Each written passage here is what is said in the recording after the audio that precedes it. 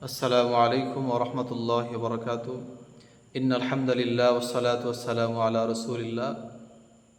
সম্মানিত দিন দরদি ভাই ও বোনেরা, মানুষের জীবনে কখনো কখনো এমন পরিস্থিতি আসে যে তখন মানুষ মনে করে যে আমার আর কোনো পথ নেই, আমার জীবন শেষ, আমার আর কিছু করার নেই।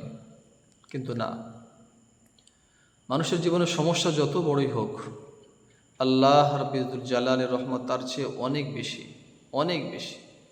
তিনি বান্দাকে সমস্যার সময় তার রহমতের হাতছানি দিয়েছেন, বান্দাকে নিরাশ হতে মানা করেছেন, নিষেধ করেছেন। আল্লাহ তাআলা বান্দার প্রতি অত্যন্ত দয়ালু। সমস্যা যতই বড় হোক, সমস্যা থেকে পলায়ন করা সমাধান নয়, বরং সমস্যা থেকে ফিরে আল্লাহর দিকে মনোনিবেশ করাই হচ্ছে সমাধান। আল্লাহ তাআলা কোরআনে কারিমে সূরা নিসার 29 নম্বর আয়াতে আল্লাহ তাআলা কথা বলেছেন যে ওয়ালা তাকতুলু আনফুসাকুম ইন্নাল্লাহা কানা বিকুম রহিমা।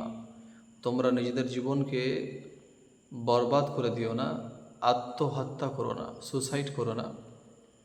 ইন্নাল্লাহা কানা বিকুম রহিমা, নিঃসন্দেহে আল্লাহ তাআলা তোমাদের প্রতি পরম দয়ালু, মহব্বত করেন, ভালোবাসেন বান্দাকে আল্লাহ তাআলা। এই জন্য আত্মহত্যা করতে নিষেধ করেছেন আল্লাহ তাআলা। মানুষের জীবনে সমস্যা আসতেই পারে, সমস্যাবিহীন কোনো মানুষ নেই। নবীদের জীবনেও সমস্যা এসেছিল। সারা পৃথিবীর সর্বশ্রেষ্ঠ মানুষ হচ্ছে মনুষ্য জাতিদের মধ্যে নবীগণ, আম্বিয়া আলাইহিমুসসালাম। তাদের জীবনে বড় বড় সমস্যা এসেছিল।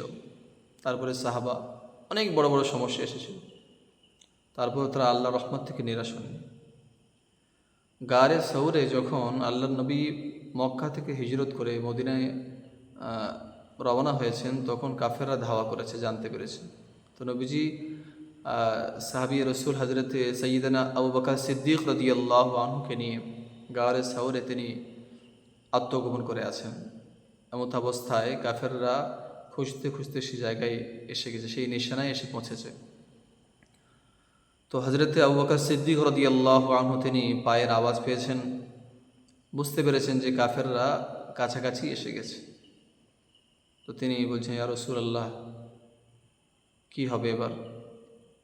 প্রায় তিনি ভেঙে পড়েছেন যে হয়তো তারা আমাদেরকে ধরে ফেলবে।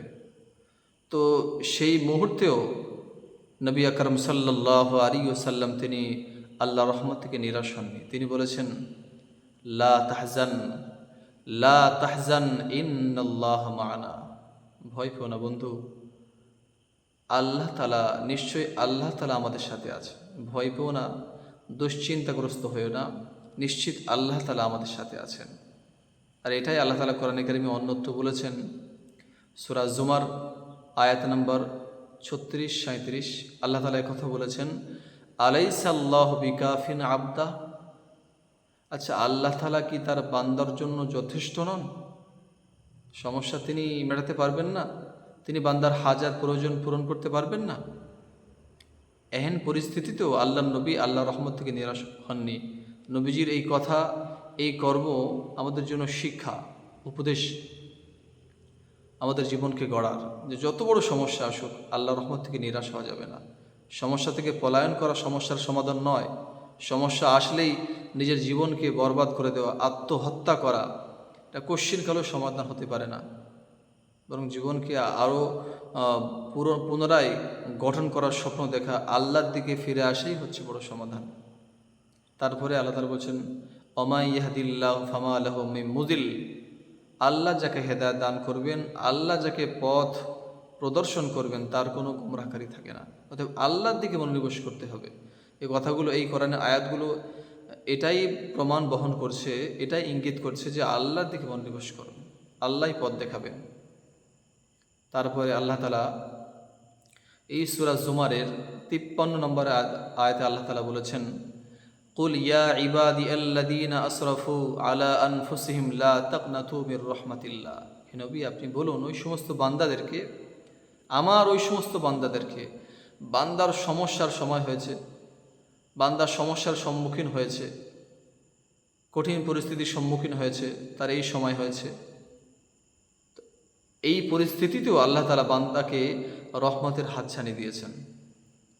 যে হে নবী আপনি বলুন আমার ওই সমস্ত বান্দাদেরকে যারা গোনাহ করেছে, যারা নামাজ পড়েনি, যারা হারাম কাজ করেছে, যারা অনেক ঋণ করেছে, ওয়াদা পূরণ করতে পারেনি, যারা অনেক গোনাহ করেছে, মুখ দেখাতে পারছে না, বা প্রেম প্রীতি করেছে, ভালোবাসা করেছে, অনেক গোনাহ করেছে, সমাজে মুখ দেখাতে পারছে না, নানা রকম ইস্যু, শয়তানি চক্রে পড়ে নিজেদের উপরে জুলুম করেছে, গোনাহ করেছে, যারা অন্যায় করে নিজেদের উপরে জুলুম করেছে, আপনি তাদেরকে বলুন লা তাকনাতু মির রহমাতিল্লাহ, তোমরা আল্লাহর রহমত থেকে নিরাশ হও না। আল্লাহই সমস্ত সমস্যার সমাধান করবেন, তিনি সমস্ত গোনাহকে মাফ করবেন। সব গোনাহ ত্যাগ করো, আল্লাহর দিকে মনোনিবেশ করো। অতএব সমস্যা হতে পারে একজন মানুষের জীবনে, আপনার জীবনে হতে পারে অনেক ঋণ থাকতে পারে, আপনার জীবনে অনেক গোনাহ হতে পারে, আপনার জীবনে সাংসারিক জীবনে অনেক সমস্যা হতে পারে, কিন্তু এর অর্থ এই নয় যে সমস্যা হলেই আমি আমার জীবনকে নষ্ট করে দেব, আত্মহত্যা করব না।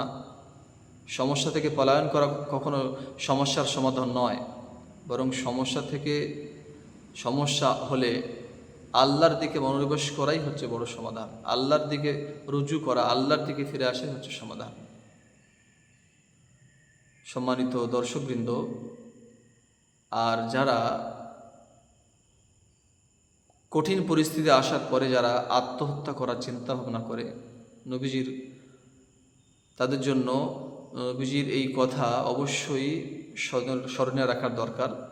সহিহ বুখারী এবং মুসলিমের হাদিস, নবীজি বলেছেন, সাহাবী রাসূল সাইয়েদনা হযরতে আবু হুরায়রা রাদিয়াল্লাহু আনহু থেকে বর্ণিত আছে, তিনি বলেন যে মান তারাদ্দা, যে নবী আকরাম সাল্লাল্লাহু আলাইহি ওয়াসাল্লাম এই কথা বলেছেন, মান তারাদ্দা মিন জাবালিন ফাকাতালা নাফসাহু ফাওয়া ফি নারি জাহান্নাম ইয়াতারাদ্দা ফিহা খালিদান মুখাল্লাদান ফিহা আবাদা। নবীজি বলেছেন, যে ব্যক্তি পাহাড় থেকে লাফ দিয়ে আত্মহত্যা করবে, সে জাহান্নামের আগুনে এভাবে লাফ দিতে থাকবে আর নিজের জীবনকে নষ্ট করতে থাকবে, তার শাস্তি হবে এটা। তারপর নবীজি বলেছেন, ওমান তাহাসসা সাম্মান ফাকাতালা নাফসা ফাসাম্মুহু ফি ইয়াদি ফাহুয়া ইয়াতাহাসসাহু ফি নারি জাহান্নাম খালিদান ফিহা মুখাল্লাদান ফিহা আবাদা। যে ব্যক্তি বিষ পান করবে এবং বিষ পান করে নিজের জীবনকে নষ্ট করে দেবে, আত্মহত্যা করবে, বিষ তার হাতে থাকবে জাহান্নামের আগুনে, সে জাহান্নামের আগুনে থাকবে, জাহান্নামে থাকবে, আর তার হাতে বিষ থাকবে, সেই বিষ পান করবে আর আত্মহত্যা করতে থাকবে, এটাই তার শাস্তি। তারপর নবীজি বলেছেন, যে ব্যক্তি নিজের জীবনকে কোনো অস্ত্র দ্বারা আঘাত করে নষ্ট করে দেবে, আত্মহত্যা করবে, ফাহাদিদাতু ফি ইয়াদিহি, আর সেই অস্ত্র জাহান্নামে তার হাতে থাকবে, আর সে সেই অস্ত্র দ্বারা তার পেটে আঘাত করতে থাকবে, আবার আত্মহত্যা করতে থাকবে, খালিদান মুখাল্লাদান ফিহা আবাদা, এভাবে সে জাহান্নামে আত্মহত্যা করতেই থাকবে। দুনিয়াতে যে যেভাবে আত্মহত্যা করবে, সুসাইড করবে, কেউ গলায় দড়ি দিল, কেউ রেলে কাটলো, কেউ বিষ পান করলো, কেউ ছুরি দিয়ে পেটে আঘাত করলো, যে যেভাবে আত্মহত্যা করবে জাহান্নামে, সে সেভাবেই আত্মহত্যা করতে থাকবে। আত্মহত্যা করবে, আবার বাঁচবে, আবার আত্মহত্যা করবে, মারা যাবে, কষ্ট খিঁচবে, এভাবে সে তার শাস্তি ভোগ করতে থাকবে। খুবই ভয়ানক শাস্তি যারা আত্মহত্যা করবে, সুসাইড করবে। তাছাড়া সম্মানিত ভাই বোনেরা, মানুষের শরীর, মানুষের জীবন, এগুলো সবই আল্লাহ প্রদত্ত আমানত। আর কারো আমানত পশ্চিমকালেও, যার আমানত তার বিনা অনুমতিতে খেয়ানত করা যায় না। অথবা আল্লাহ আমাদেরকে অনুমতি দেননি যে তার শরীরকে সে নষ্ট করবে, শরীরের কোনো অঙ্গ বিক্রি করবে, শরীরে ক্ষতি করবে, বা যে মাতাম করা হয় মহরমে 10-এ আশুরায়, এগুলো সব হারাম কাজ। কারণ শরীর আল্লাহর আমানত, অথবা এই কাজগুলো করা যাবে না। এই কাজ থেকে আমরা দূরে সরে আসব এবং সমস্যা হলে আমরা আল্লাহর দিকে মনোনিবেশ করব, গোনাহ ছেড়ে দেব। ইনশাআল্লাহ আল্লাহ রাব্বুল আলামিন তিনিই পথ দেখাবেন, তিনিই হাদি, তিনিই পথ প্রদর্শন করবেন। আরেকটি বিষয়, বিশেষ করে অনেকের সন্তানাদি, অনেকের মেয়ে, অনেকের ছেলে বা অনেকের বাবা ঋণগ্রস্তের কারণে, বা অনেক ছেলেরা মেয়েরা প্রেম প্রীতি ভালোবাসার কারণে, বা অনেক দুনিয়াবি কারণে বন্ধু বান্ধবের সাথে সম্পর্ক ছিন্ন হয়ে গেলে, বা স্ত্রীর সাথে সম্পর্ক ছিন্ন হয়ে গেলে আত্মহত্যা করে। পিতামাতা খুব ভেঙে পড়ে যে তারা এইভাবে আত্মহত্যা করেছে, কবরে গেলে তাদের শাস্তি কী হবে। সম্মানিত দর্শকবৃন্দ, আমরা এই হাদিসগুলো থেকে, কোরআনের এই আয়াত থেকে জানতে পারলাম যে এইভাবে যারা আত্মহত্যা করে তাদের শাস্তি এই হয়। কিন্তু এর অর্থ এই নয় যে নিশ্চিতভাবে আমরা কোনো মানুষের ব্যাপারে বলতে পারবো যে এই জাহান্নামী। আযাব আল্লাহ প্রদত্ত আযাব শাস্তি, অতএব তিনিই জানেন যে হাকিকাতে কে সেই শাস্তির যোগ্য, তিনি কাকে শাস্তি দেবেন তিনিই জানেন। আমার নির্দিষ্ট করে কোনো মানুষের জন্য বলা উচিত নয় যে সেই এই শাস্তির যোগ্য। বাকি আল্লাহ তাআলা কোরআনে কারিমে এ কথা বলেছেন, সূরা নিসা আয়াত নম্বর 48। আল্লাহ তাআলা বলেছেন যে ইন্নাল্লাহা লা ইয়াগফিরু আন ইউশরাকা বিহি ওয়া ইয়াগফিরু মা দুনা যালিকা লিমান ইয়াশা। আল্লাহ তাআলা শিরিক ছাড়া যত গুনাহ আছে সব গুনাহ আল্লাহ তাআলা যাকে ইচ্ছা করেন তাকে ক্ষমা করে দিতে পারেন। শিরিক বাদে কেউ যদি কোনো গুনাহ করে আর ওই অবস্থায় আল্লাহর কাছে আসে, আল্লাহ চাইলে তাকে ক্ষমা করে দিতে পারে। তো পিতামাতার জন্য, আত্মীয় স্বজনের জন্য করণীয় কর্তব্য তার জন্য দোয়া করা। কেউ যদি তার পরিবারস্থ কেউ যদি এভাবে মারা যায় আত্মহত্যা করে, তার জন্য দোয়া করা। দোয়ার পথ খোলা আছে। সে ভুল করেছে কিন্তু পিতামাতা তো ভুল করবে না, পিতামাতার জন্য দোয়ার পথ খোলা আছে। সাদাকা করবে তার জন্য, দান খায়রাত করবে, নামাজ পড়বে, দোয়া করবে, কোরআন তেলাওয়াত করবে, এই পথগুলো খোলা আছে। অতএব নিরাশ হওয়ার কোনো কথা নেই। যারা ভুল করেছে, কিন্তু আমরা নিজেরা ভুল করব না। এবং এই ভিডিও যাদের কাছে যাচ্ছে আপনারা সকলে সতর্ক থাকুন, কোরআন সুন্নাহকে বোঝার চেষ্টা করুন। যদি এই ভিডিওটি আপনাদের সকলের ভালো লাগে তো সকলকে সাবস্ক্রাইব করার জন্য অনুরোধ রইল যে ইনশাআল্লাহ দ্বীনের স্বার্থে আমরা লাইক, কমেন্ট, শেয়ার এবং সাবস্ক্রাইব করবো ইনশাআল্লাহ।